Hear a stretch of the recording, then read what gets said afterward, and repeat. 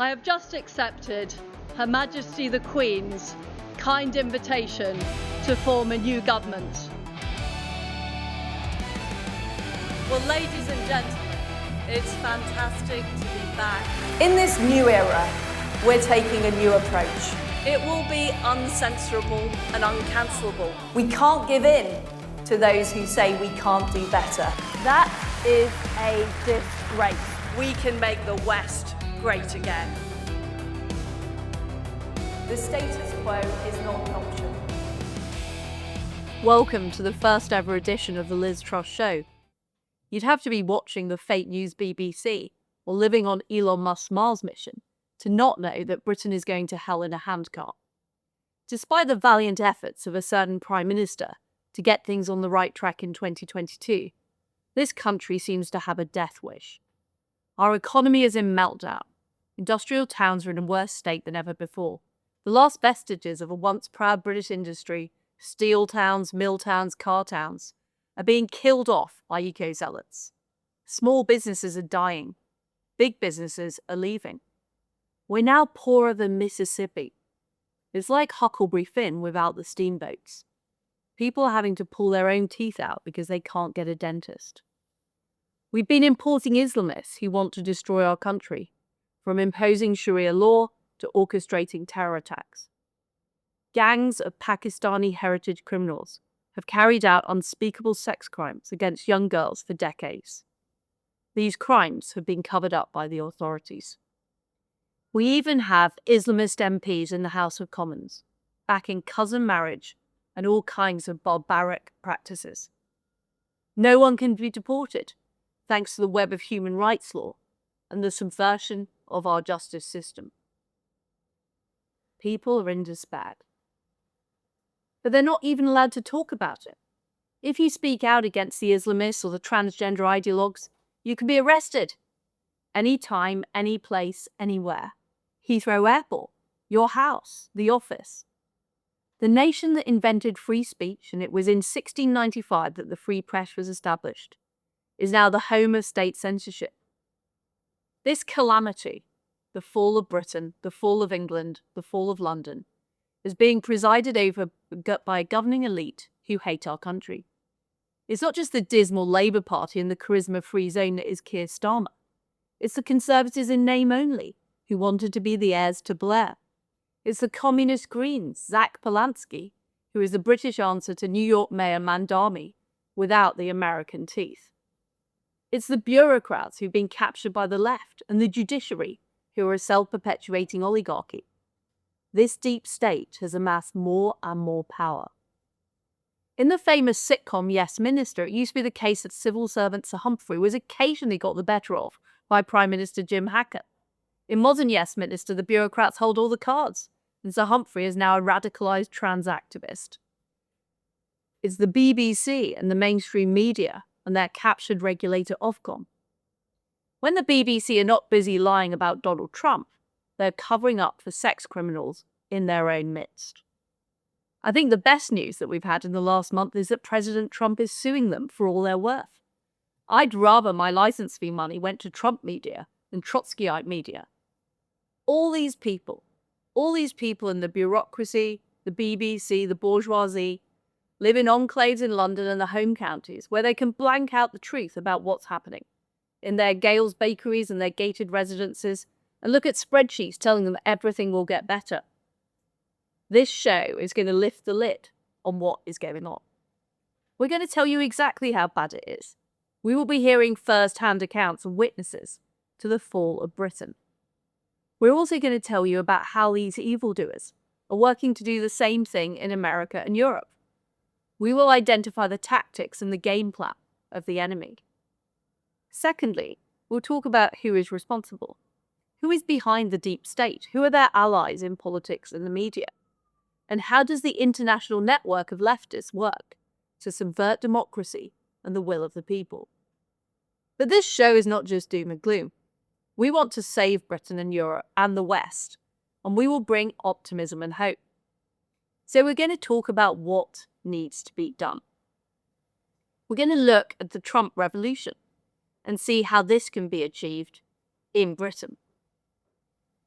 We'll be talking to the leading lights of the MAGA movement. We'll be dissecting Project 2025. Ladies and gentlemen, welcome to the home of the counter-revolution. Welcome to the Liz Truss Show. It's great to be joined by Matt Goodwin, who is Britain's #1 Substack, as well as being an academic who's a specialist in these subjects.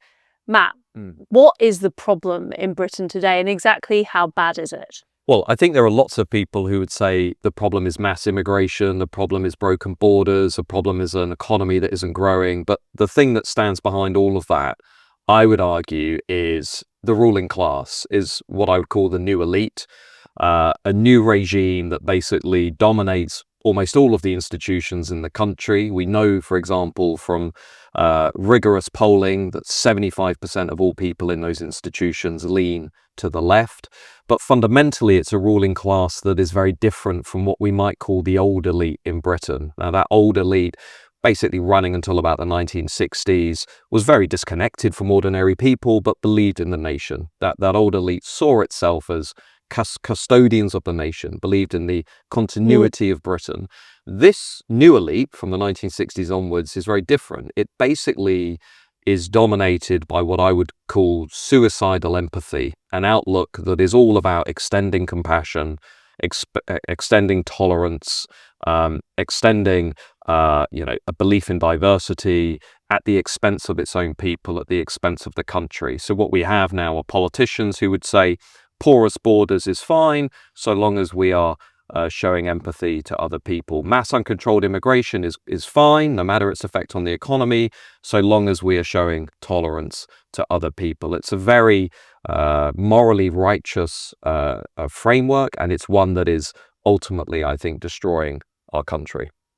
But we see the same thing in the US, don't we? We saw that with the way the Democrats are going, people like Mandami, but back to Barack Obama. You know, the same approach, this idea that the human rights of everybody is just important as the human rights of people in their own country. This self-loathing, actually, just really not liking the idea of Britain. I think this is behind a lot of the EU love, is that people just don't want to be associated with the entity that's Britain.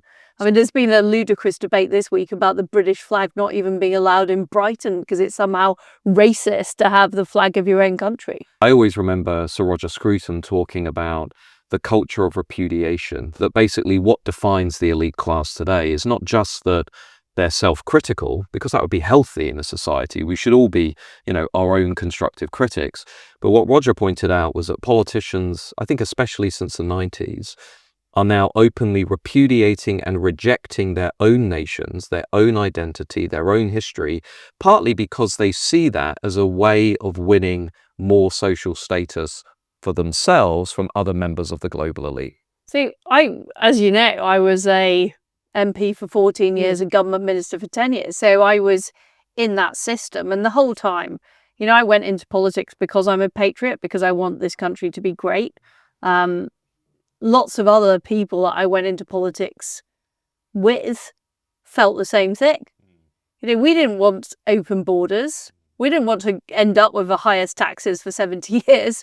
We didn't want the state spending 45% of GDP. We didn't want to see, young girls in towns across the UK raped by Pakistani, gangs. We didn't want any of that stuff. So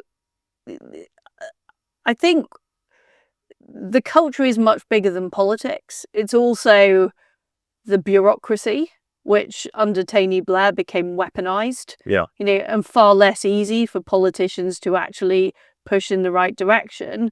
But also just wider British society, the corporate elite, the media.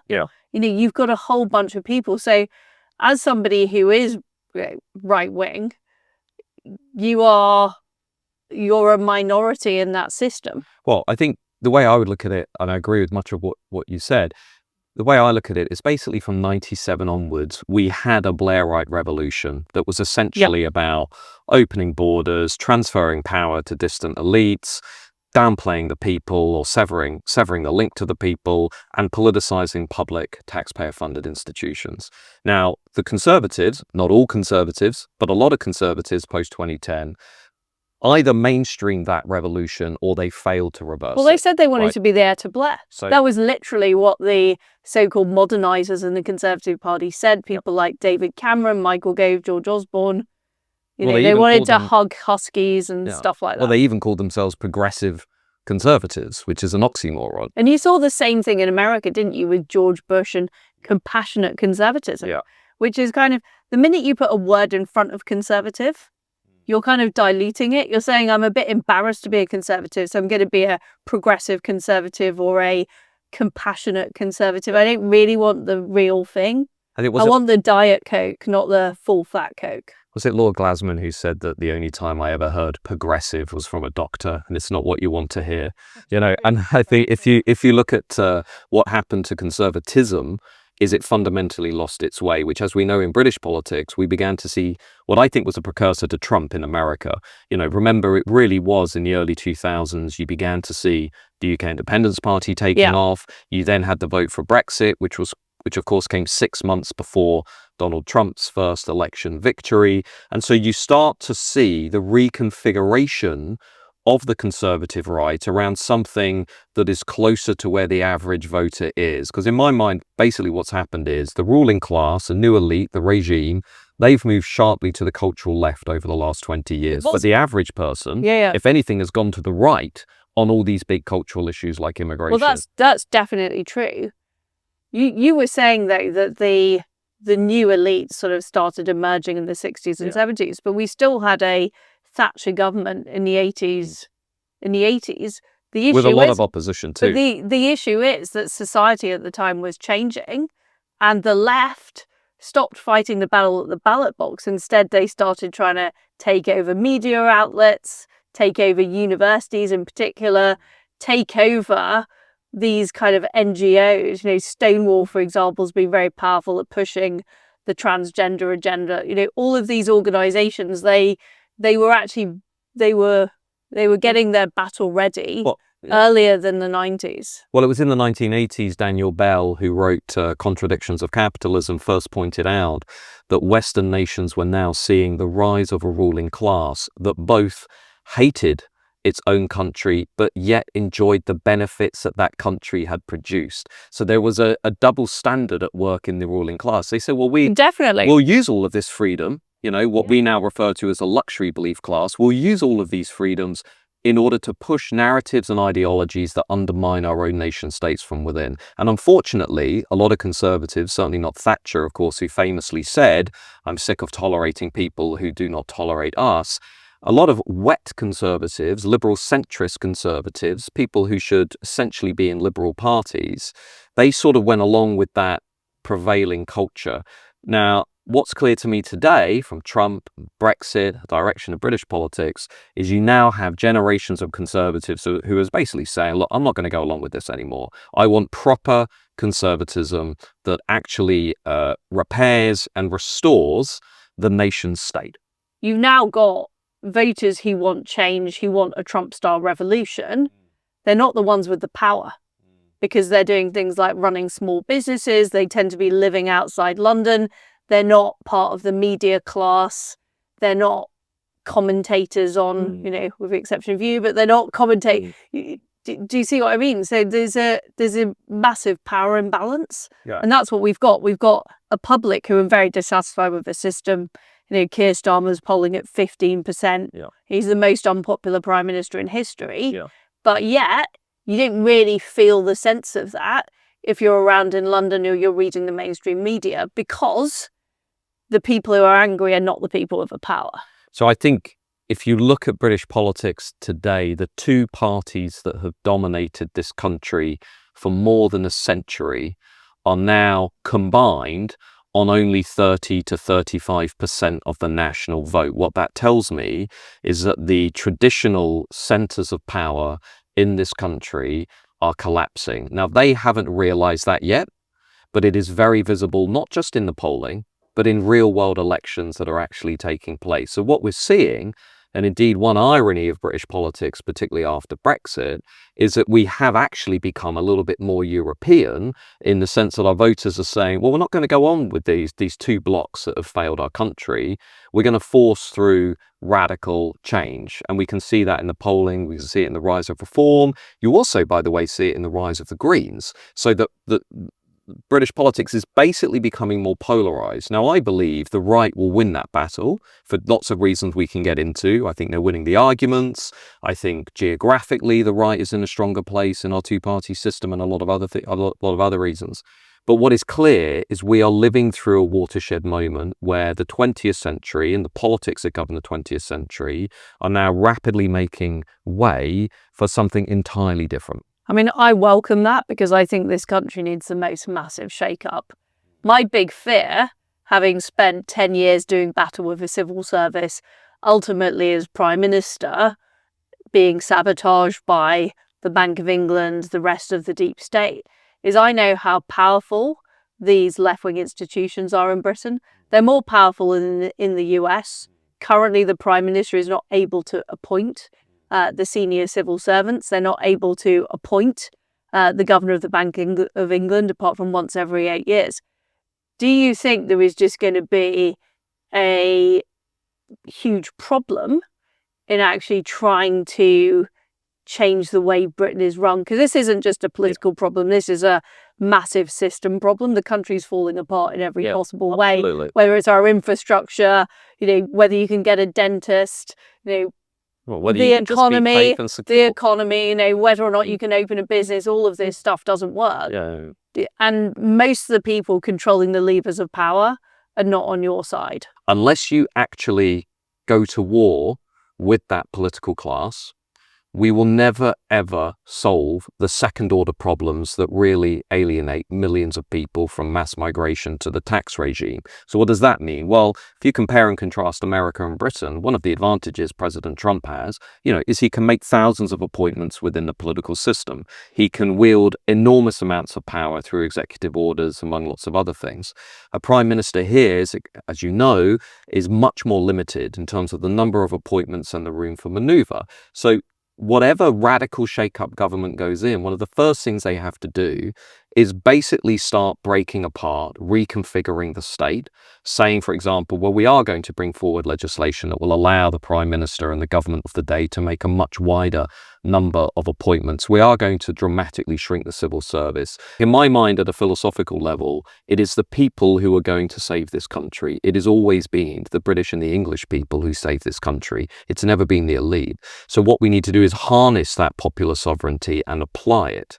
Now, that happened in 2019. People will remember, when it looked like the elite class was really going to ruin Brexit, was really going to overturn it, and in many ways they did dilute key aspects of Brexit.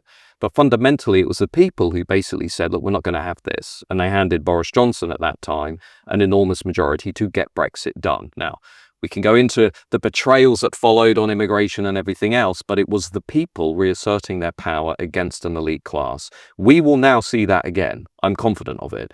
People will say, we've had enough of this settlement. We're going to actually save our country.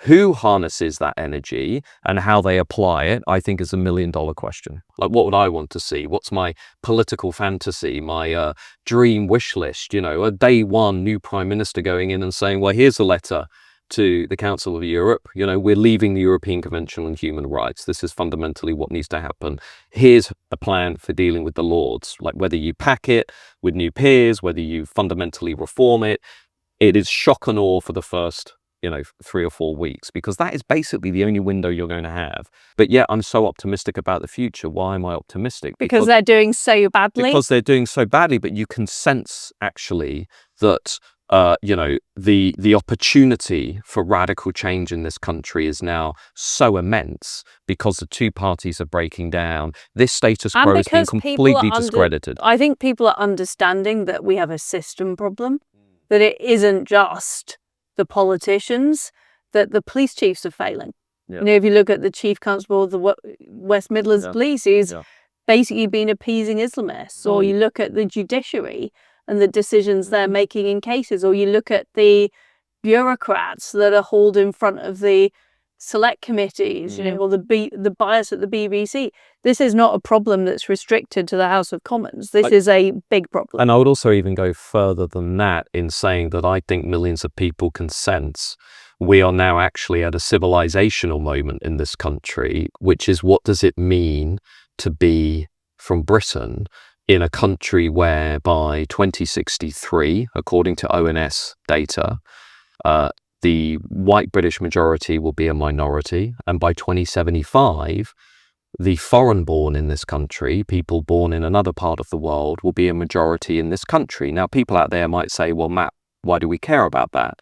My answer to that is, in the course of one lifetime, a child born today, between today and that child entering retirement, they will see the complete demographic transformation of this country in a way that people today cannot even really begin to make sense of. And I don't think... How would you reverse that?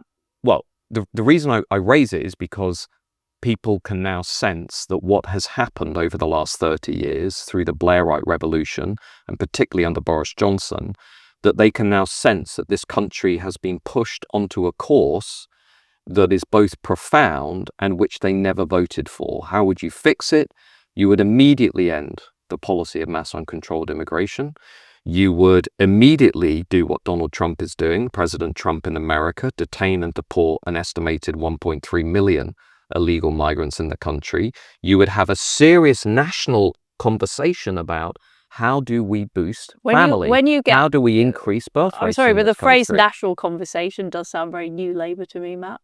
Okay. It is the kind of thing that they come up to you rather than saying what they actually think. They say, let's have a conversation. Let me put it differently. I want to see a Prime Minister standing outside number 10 Downing Street saying to the country, if we don't have families who have a larger number of children, this country will not survive.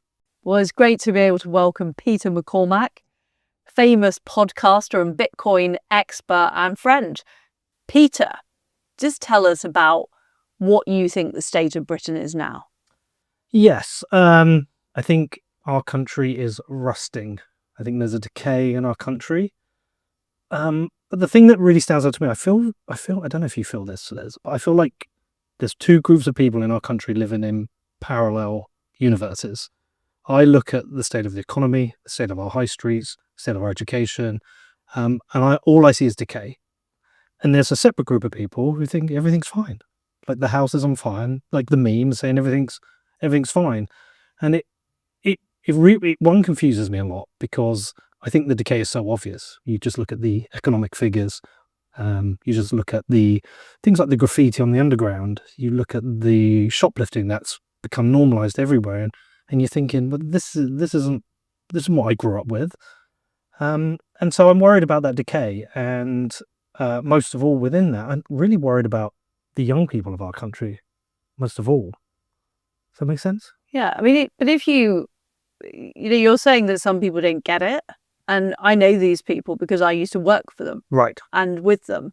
I was an MP for 14 years. I was a government minister for 10 years, and Westminster and Whitehall is so insulated. If you're one of the 4 million people that work for the government, you've had pay rises, you've got a great pension. You might live in a wealthy area of London or the home counties.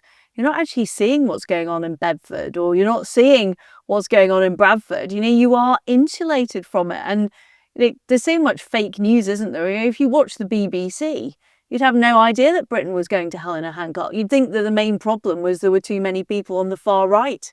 And that was what was facing our country, or that Donald Trump is ruining it, with various faked up videos of him. So But the I think voters it's are quite hopeful. obvious who the people are that are insulated.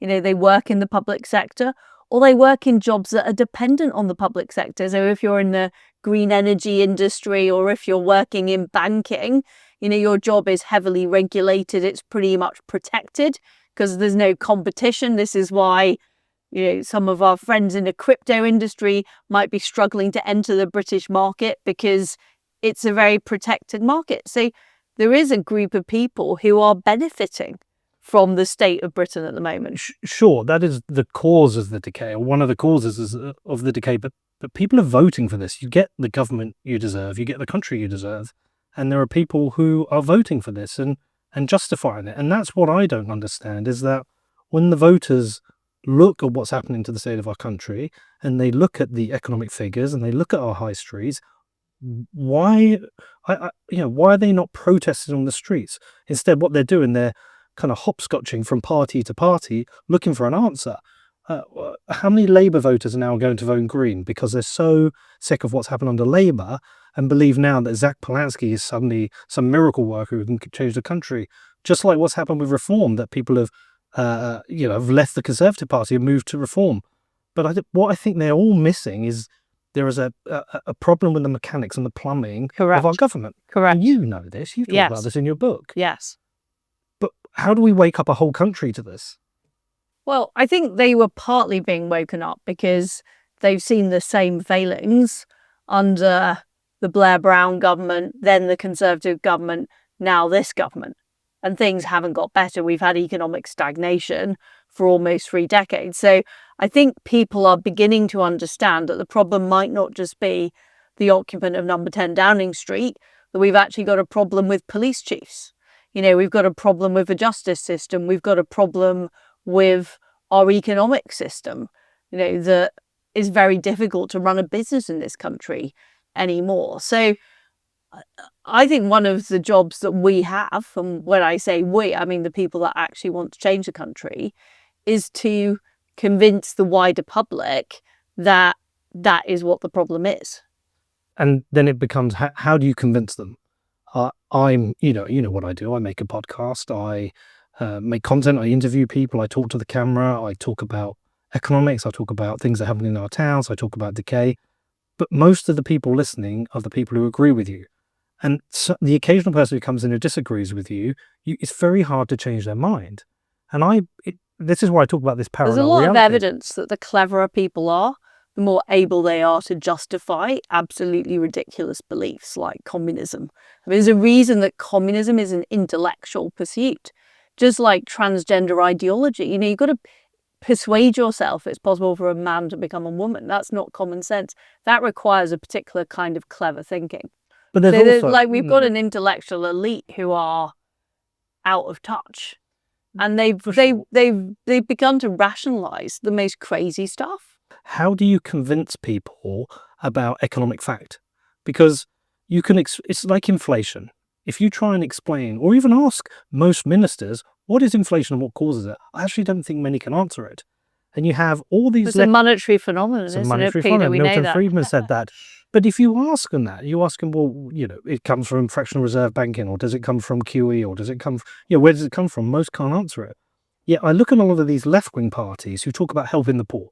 We're here to help the poor. We want to... And yet they still support inflationary economics, which, what does that do? It makes the rich richer and the poor poorer. I own assets. Inflation's great for me. Inflation's terrible for poor people. This is what's happened.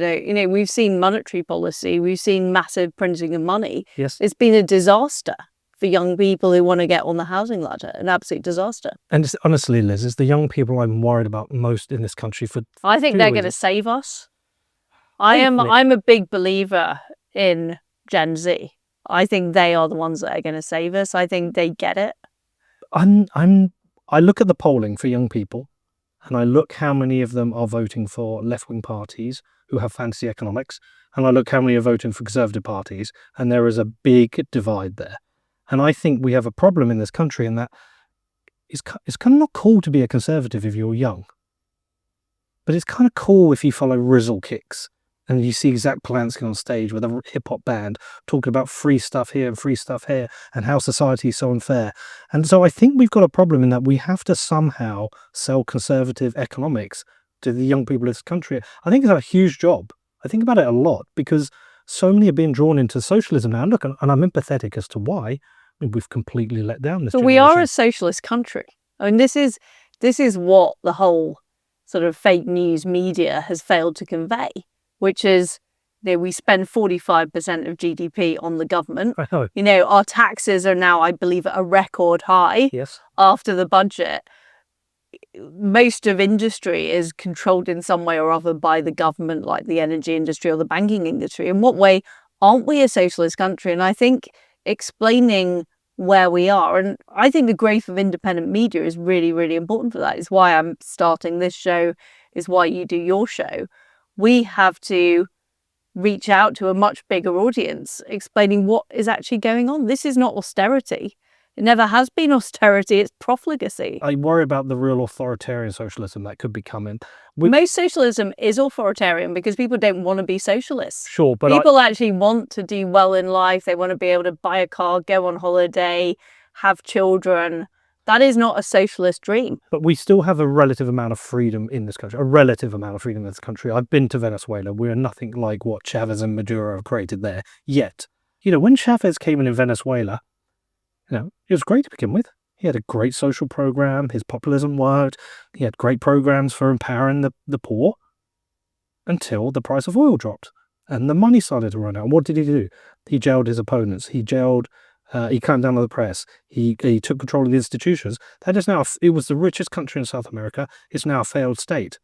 And I think people don't believe that these kind of things can happen here in our great country, but I think it can. I agree with you. And if you look at the trajectory of Argentina, thank God it's now being led by Milei. Or you look at what's happened in various European countries or Eastern Europe. Freedom's not inevitable, and it can go. And I think one of the issues is the British public have taken freedom for granted. And we've seen law after law passed that sort of salami slices away freedom in the guise of improving security or whatever else. We've seen our institutions taken over by anti-freedom advocates, whether it's the transgender ideologues or anyone else. And we've seen the police cracking down on their behalf. That's the parallel universe, though, because there are people like you and I who believe that, who have studied and read the great books on liberty, who've studied history and seen where liberty has been lost. But there are plenty of people here who are marching it in. A lot of young people are marching us towards what are essentially communist ideas. But the communist ideas are already there. If you look at the woke ideology that's behind transgender ideology, basically saying there's no such thing as a man or a woman, you can become a other, is a fundamentally anti-family philosophy. If you look at the decolonialization agenda, we've got a foreign secretary who's now the justice secretary talking about paying reparations. This is fundamentally anti the whole concept of Britain and British history. These are neo-Marxist views of the world, and they're already in our civil service. I know that from my time in government. They're already there in government ministries. So I think there are a lot of people who are reacting against that now. And we need to name it for what it actually is and say there are Marxist influences in our institutions. And that is what is making this country no longer a home of freedom, because it isn't. It's an embarrassment. We used to be an inspiration for the world. How many people look at the UK and think, that's what we need to be doing now? I don't think there's a single country in the world where people go, we need to be more like the UK. I'm joined today by Alex Phillips, former politician and broadcaster who's done a lot of work on the problems that we have with migration in Britain. Alex, how bad is it? I mean, it's shocking. If you look at the official statistics for legal migration, we know that with government policy, we're getting up to about a net people 1 million every single year. And that's bearing in mind that some of the best people are leaving Britain. Exactly, right. So actually, if you look at the gross statistics, it's easily over 1 million. And a lot of these people don't tend to be skilled workers from Western cultures. Then, of course, we have the statistics on illegal migration, which will be the tip of the iceberg, because largely we're looking at people coming over on small boats, those people who are detected as coming over on small boats. We're not looking at people who are overstaying student visas, who are coming in via aeroplanes, who are then losing their passports, people who are coming in on the backs of lorries. And so what we essentially have is this unprecedented inundation of our islands from cultures which, frankly, really struggle to assimilate with our own. And we've heard of some really barbaric cases, and I feel like I read the news every day and it's another 12-year-old or a 13-year-old who's been raped or attacked And yet all of these people seem to have been let into the country. What is going on? And these are the stories we're hearing. We're not hearing of all the stories that go unreported, the stories that don't actually even get reported to the police. We tend to only get something in the news cycle if there has been a charge, and we know how vanishingly small that is as a percentage of all sexual assault cases. If you look at the statistics in Bournemouth, reported in Bournemouth, coastal part of the United Kingdom, which now has multiple migrant hotels along the beachfront, it's off the charts. And that just gives you a snapshot as to what happens when you start importing young men from deeply medieval misogynistic cultures who are here to either game the system. Some of them might be here because they are genuinely fleeing persecution, but a lot of them, quite frankly... To be honest, even if they are, why Britain? And why are we paying for them? Right. Why can't these people go to refugee camps or places of sanctuary in their own neighbourhoods? Do you know, I think one thing that isn't spoken about enough is the sheer number of men coming from places like North Africa, coming from the Middle East, who, in my mind, are essentially sexual tourists. There are, without doubt, in my mind, young men coming from cultures where the greatest titillation they have in their home country might be seeing the flash of an ankle. Other than that, the only woman they probably ever see fully uncovered, without a burqa or whatnot, is their own mother. And they look at Western culture and they think, great, I'm going to go there because these women are worthless. I am taught that these women can be taken as slaves. With the grooming gangs. Yeah. With the Pakistani grooming gangs, we saw the same thing, which is treating white girls like trash. Yeah. That's what was going on. And this is, when people talk about racism all the time in the context of the 21st century, the greatest amount of racism in the United Kingdom is being perpetrated from minority communities against white women. Those are the people who are being But it's a particular type of white woman, isn't it? Right. This is not your upper class toff. This is not your middle class professional.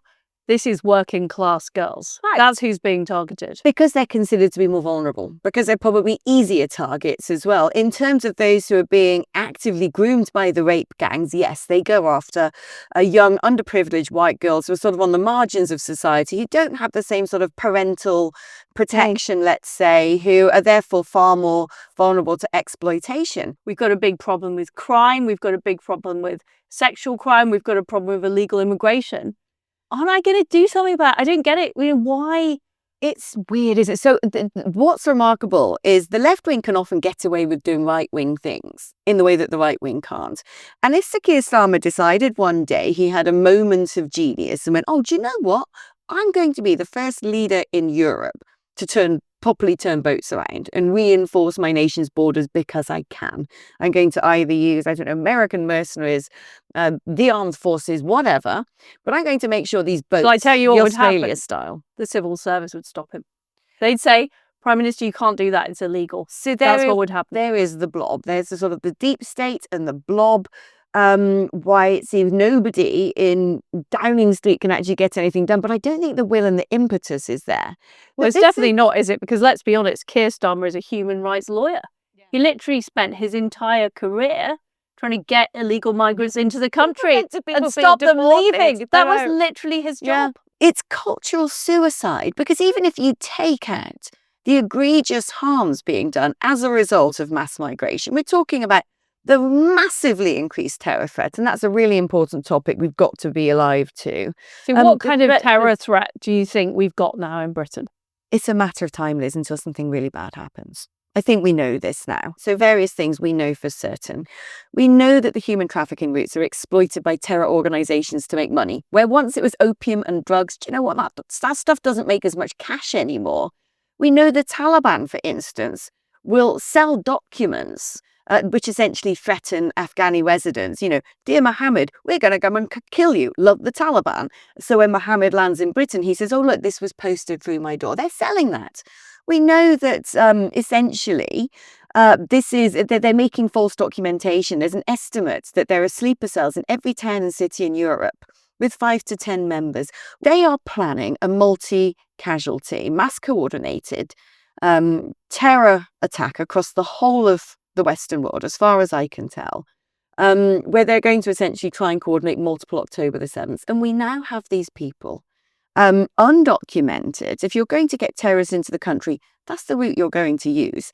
We had them undocumented in hotels in every town and city, now being put in houses of multiple occupancy, unmonitored residential properties, or former It's almost, military barracks. well, I mean, they're being moved out of the hotels into houses Something in that's even less residential secure. streets. Yeah.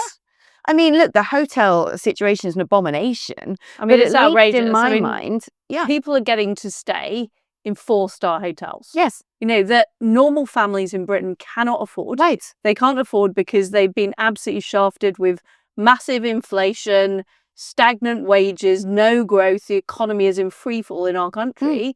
And yet we're seeing illegal migrants staying in 4-star hotels. And we also know from some of these reports, there was one particular incident of one man at the infamous Britannia Hotel down in Canary Wharf who was a known terrorist. He'd been in prison in Egypt for making bombs. He's then given, an appeal for deportation from the United Kingdom.